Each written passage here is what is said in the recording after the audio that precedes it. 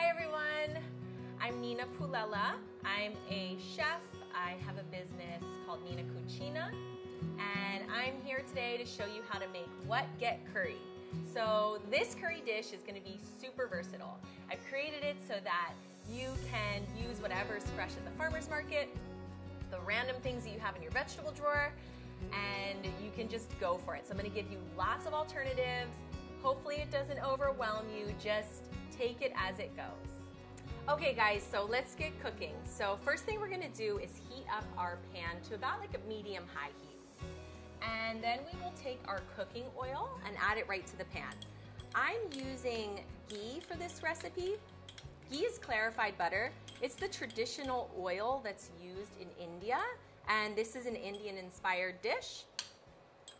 So I'm choosing to use ghee, but you can also use coconut oil, olive oil. Those would be my second choices. Okay, so once this gets nice and hot, I'm going to add in my aromatics. So we are using ginger. For the ginger, I use a microplaner to get it really nice and fine. If you don't have a microplaner, you can also use a grater. I would use it on the fine side, or you can chop it up to a really small mince, okay? And that's gonna help it to kind of dissolve into your spices so that no one gets that big chunk of ginger that is, you know, an unwanted surprise. So we'll do the ginger. We have our curry powder. So curry powder is a nice, easy spice that you can get from any store, and it's a blend of spices. So you don't have to worry about pulling, you know, 7 different spices off the shelf or buying 7 different spices. Just get a nice curry powder and it'll do the job for you.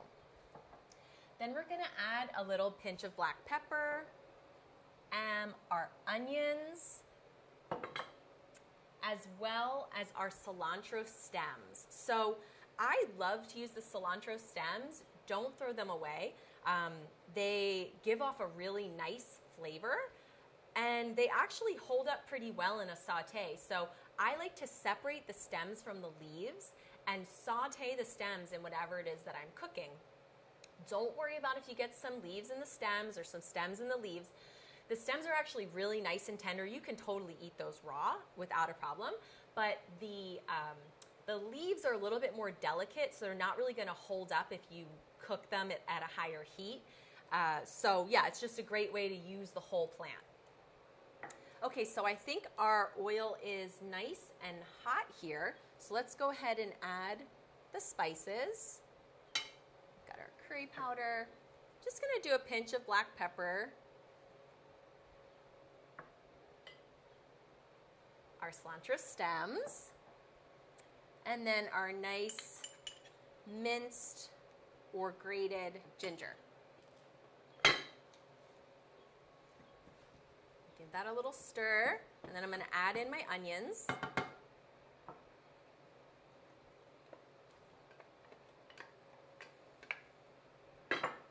Okay, and then we'll just stir it until it's all nice and incorporated. And you want to cook this until you start smelling the aromatics. So that's when you know that it's really starting to work for you. Okay, so before you start doing your curry, I would recommend that you get your rice on the stove. So nothing goes better with curry than rice. So go ahead, whether it's white rice, brown rice, hopper rice, but get that going before your curry, and then it should be timed out really well. Okay, so this is starting to smell really good now. So I am going to add in my coconut milk. We're doing 2 cans of coconut milk to get that nice and creamy. And then we do 1 can's worth of water. So that's a nice way to measure. And if you decide at the end that you'd like this to be a little bit more brothy, a little bit creamier, you can go ahead and add in more water. Just depends on how you like it. But this recipe is really versatile, okay? It's really forgiving. So if you like a little bit more curry powder, add it. You like a little bit more spice, add more black pepper.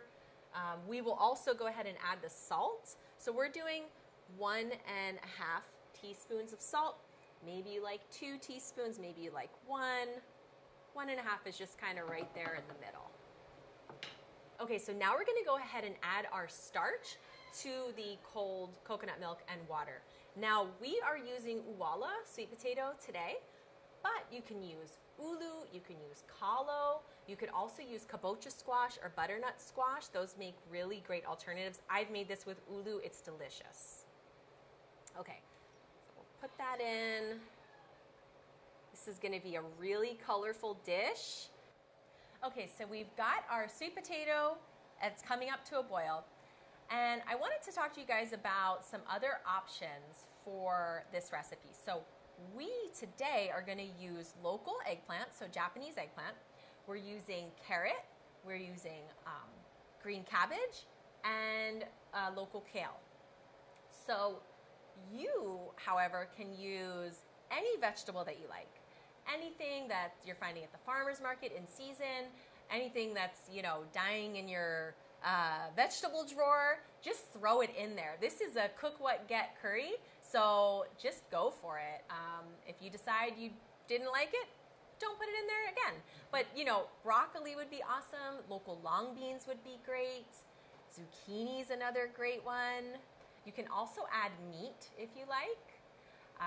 Shrimp, chicken, beef, whatever you have, throw it in there. So for this dish, we are using a plant-based protein of garbanzo beans. Now, I love making my own garbanzo beans at home from scratch. They just taste so much better and they're really nice and fresh. So you can get those from the bulk items at your local grocer or in a bag. You get dried beans, soak them, and then put them in the pressure cooker. That's how I like to do it. You can get it in a can though, and that's just fine as well. Just make sure you dump them out and rinse that water that they've been soaking in, because that actually is what's going to give some people some digestive issues. So make sure you give it a nice rinse. You can also use lentils in this recipe. Lentils are even simpler than garbanzo beans because they don't need to be soaked and they cook really fast. So if you didn't plan ahead of time and soak your garbanzo beans, or you're intimidated by a pressure cooker, I love using the split red lentils or the yellow mung dal, and those can just go right in. I would put them in with your starchier vegetables so that you make sure they're cooked all the way through. But they are another delicious plant-based protein that you can use for this dish. You can also use tofu. Cube up some tofu and throw that in as well. Okay, so we are up to a light simmer here with our coconut milk, spices, and our starch, which is uwala today. So next I'm gonna add eggplant. Eggplant really needs to be cooked well. It needs to be cooked all the way through. You don't want to eat undercooked eggplant. I think that's why eggplant gets a bit of a bad rep. So if anything, overcook your eggplant rather than al dente. Okay, so we're gonna put that in with our uwala. And the eggplant they're like little sponges. They're just gonna soak up all of that yummy, creamy, spiced liquid that we have in here. So you really want to make sure none of them are sticking together. We want them to really absorb all of that water. And that's why well-cooked eggplant is just so delicious, because it's a little flavor bomb. Okay, so I'm going to go ahead and put the lid back on while these cook.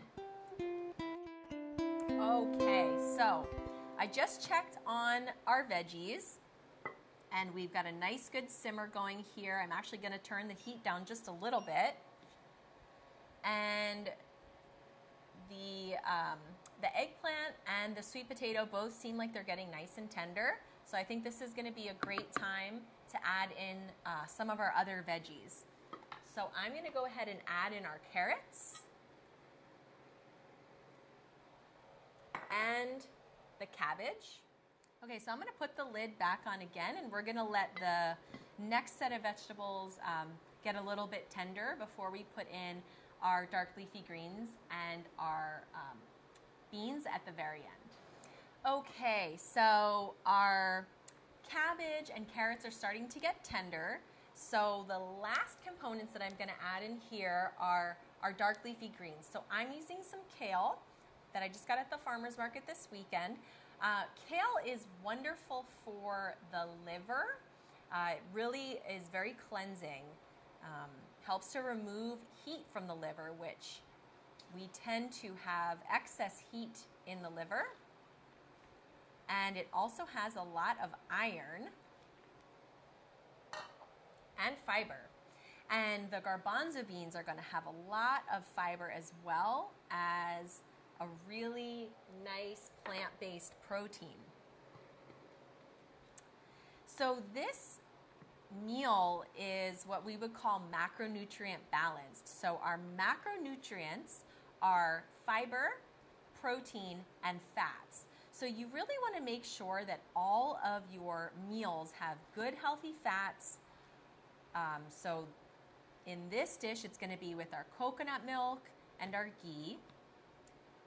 Carbohydrates, so you can think of fiber as carbohydrates. So the vegetables are going to have lots of fiber, and then our rice that we'll be serving this over will have fiber, which are carbohydrates. And last is our protein.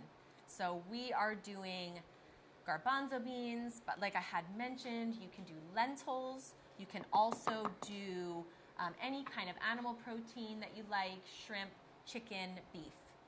And then having a macronutrient balanced meal is how you are going to feel full for a long time. So you might start to notice that if you have a meal that's missing carbohydrates or missing healthy fats or missing protein, you're really going to be hungry fast. So it's good to stop and think about where your macronutrients are in all of your meals.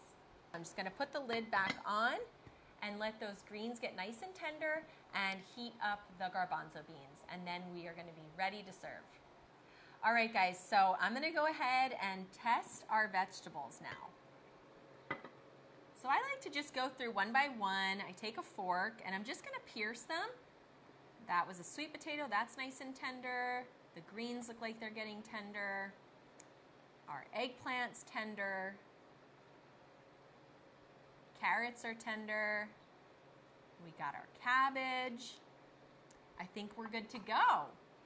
We also don't want to overcook our vegetables, okay? They start losing the nutrients. It's another reason why I cook with the lid on. It actually does keep the nutrients inside the dish. So that's another trick.